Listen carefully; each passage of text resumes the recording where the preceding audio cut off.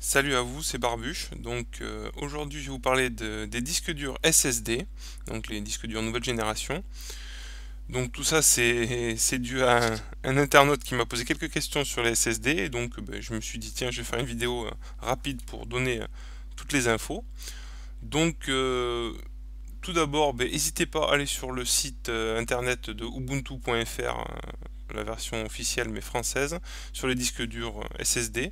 Le site est très bien fait et il explique très bien tout le détail sur les disques durs. Alors moi je vais pas rentrer dans tous les détails absolus, mais on va résumer tout ce qu'ils disent exactement. C'est donc l'usure mécanique, il n'y a pas d'usure parce qu'il n'y a pas de pièce mécanique, hein, donc il est très silencieux, il ne vibre pas.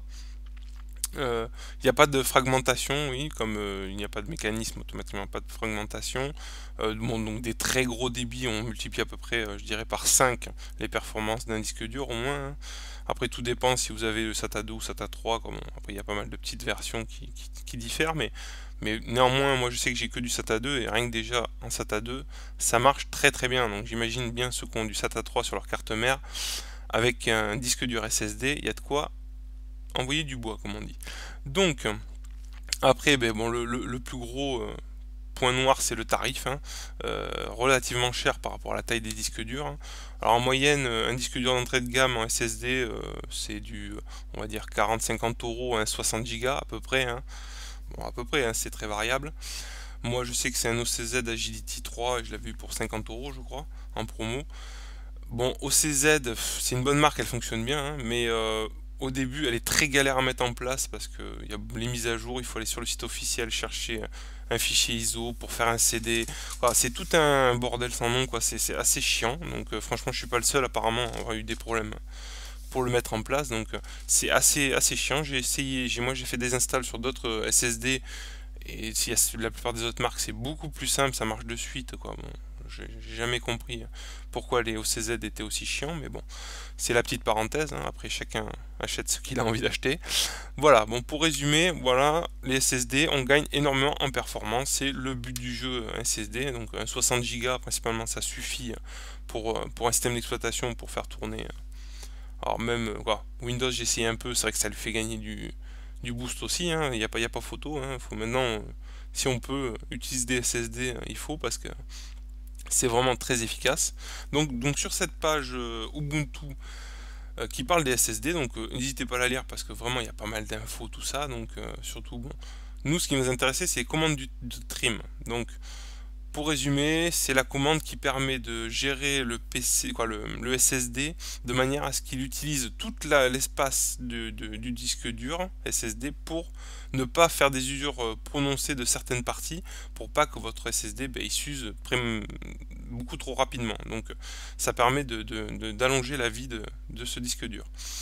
Donc comme j'avais dit il n'y a pas longtemps sur ma vidéo Ubuntu 14.4, normalement j'avais vu qu'il prenait en charge maintenant les SSD. Donc apparemment c'est confirmé, hein. Si vous faites une partition EXT4 ou BTRFS, donc il prend en charge, mais je ne savais pas que comme ils mettent attention, apparemment ils ne prennent en charge que véritablement que les Intel et les Samsung. C'est-à-dire comme pour moi, pour mon CZ, il l'aurait pas pris en charge. Donc c'est bon à savoir. Donc il y a des petites manips dessous à faire. Donc là, je n'ai jamais fait ces manips, donc je laisse aux gens de les faire et de me dire après, me laisser des petits messages pour me dire si ça marche bien ou pas.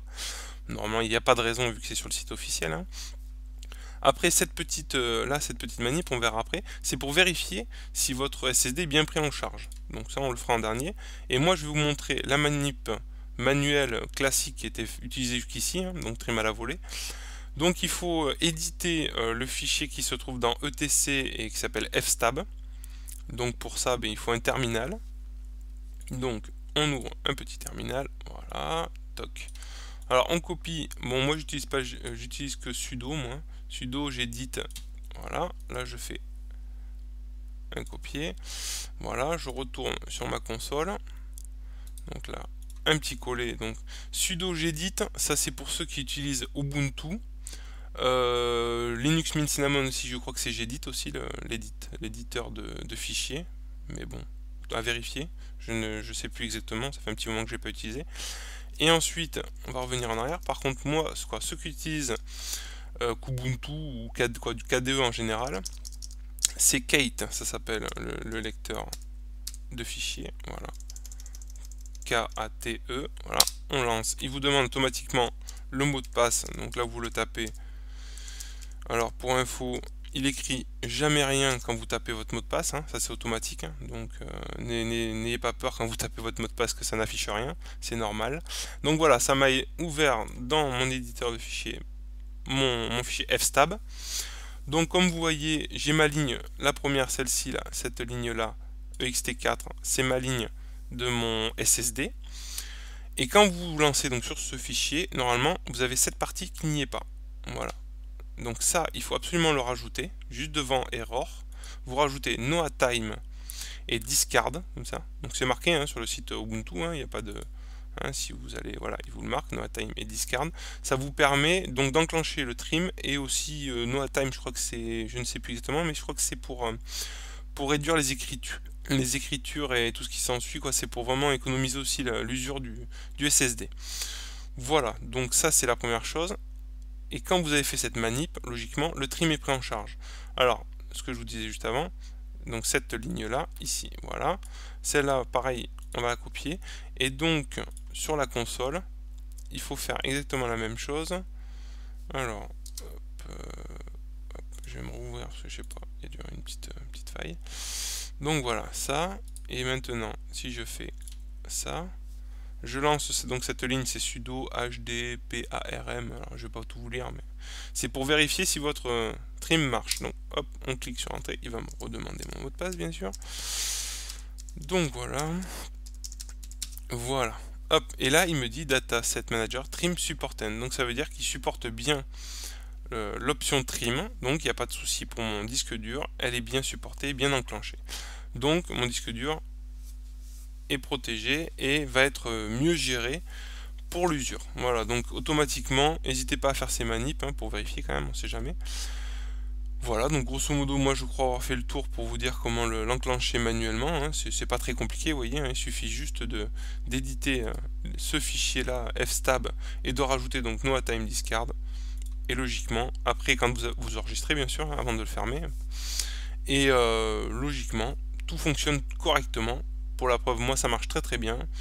Et tout le monde fait comme ça normalement. Donc n'hésitez pas à me tenir au courant si vous avez des questions ou des suggestions, hein, parce que je ne suis pas le roi du SSD.